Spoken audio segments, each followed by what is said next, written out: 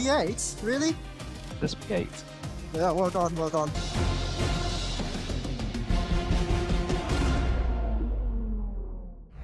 안녕하세요 여러분, 포미남입니다. 드디어 내일부터 일본 그랑프리의 프랙티스 세션이 시작됩니다. 이번 그랑프리는 상대적으로 가까운 곳에서 열리기 때문에 직접 경기를 보러 가시는 분들도 많을 텐데요.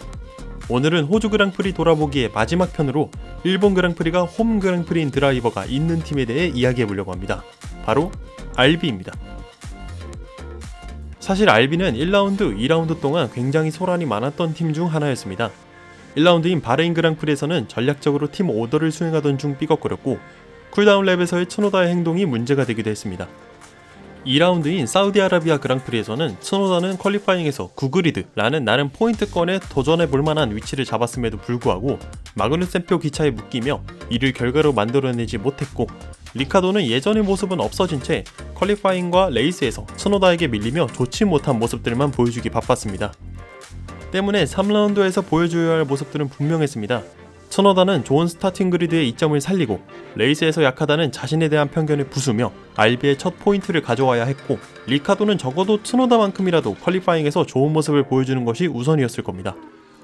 게다가 호주 그랑프리는 리카도의 홈 그랑프리이기도 했기 때문에 자신도 자신의 팬들 앞에서만큼은 부족한 모습을 보여주고 싶지 않았을 겁니다. 이후 이어진 Q1에서 츠노다는 좋은 기록으로 8위를 하며 널널하게 Q1을 통과했고 리카도도 12위로 올라오며 둘 모두 Q2에 진출하나 했지만 리카도가 4번 코너를 빠져나갈 때 트랙 밖으로 나간 것이 확인되면서 기록이 삭제되었고 결국 리카도는 18위로 Q2로의 진출에 실패하고 말았습니다. 반면 츠노다는 Q2에서 메르세데스의 해밀턴과 러셀을 누르고 Q3 진출에 성공. 이후 Q3에서는 에스턴 마틴 듀오를 누르고 8위를 하며 다시 한번 포인트권 도전을 위한 자리를 마련했습니다. 그렇다면 레이스에서는 어땠을까요? 우선 리카도는 소프트 타이어로 시작함으로써 초반에 전략적 이득을 보려 했으나 이 전략은 그다지 의미 있는 성과로 이어지진 않았습니다. 이후 레이스 동안 해밀턴과 베르스타펜이 리타이어하게 되면서 순위를 조금 올렸으나 별다른 모습을 보여주지 못하며 하위권에서 묶여있다가 마지막에 러셀이 리타이어하게 되면서 결국 12위, 이번에도 노포인트로 홈에서도 좋은 모습을 보여주지 못하면서 레이스를 마무리하였습니다. 반면에 츠노다는 레이스에서 좋은 모습을 보여주었습니다. 레이스 초반에는 자신의 자리를 지키며 포인트를 따기 위한 기반을 마련했으며 잠시 피트스탑을 하며 뒤로 밀려난 적도 있었지만 해밀턴이 리타이어하게 되면서 10위로 올라섰고 이후 전 팀메이트인 가슬리에게 배짱 있는 추월을 보여주며 9위로 올라서기도 했습니다.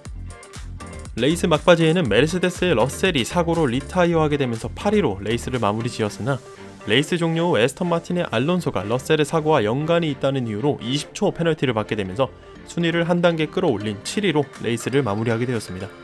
레이스 종료 결과 츠노다는 퀄리파잉과 레이스에서 모두 좋은 모습을 보여주며 RB에게 적지 않은 첫 포인트를 가져오는 데 성공한 반면 리카도의 부진은 3라운드까지 이어지며 아쉬운 모습을 보여주었습니다. RB는 이번 호주 그랑프리에서 6포인트를 획득하며 3라운드까지의 컨스트럭터 순위에서 6위로 점프했습니다. 츠노다는 다혈질적인 성격이 원인이 되어 문제를 일으키는 상황이 있었지만 지금은 팀에게 포인트를 가져다주며 RB의 순위가 상승 곡선을 그리는데 일조하고 있습니다. 반면에 리카도는 경기 외적으로는 다정하고 웃음이 많은 사람일지 몰라도 경기 내적으로는 부진한 모습들을 보여주며 앞으로 이어질 일본과 중국 그랑프리에서 좋은 모습을 보여주지 못한다면 시트를 뺏길 수 있다는 이야기까지 나오고 있습니다. 서로 다른 상황에 위치한 이 두 드라이버, 과연 일본 그랑프리에서는 어떨까요? 이상 포뮬러에 미친 남자 포미남이었습니다. 시청해주셔서 감사합니다.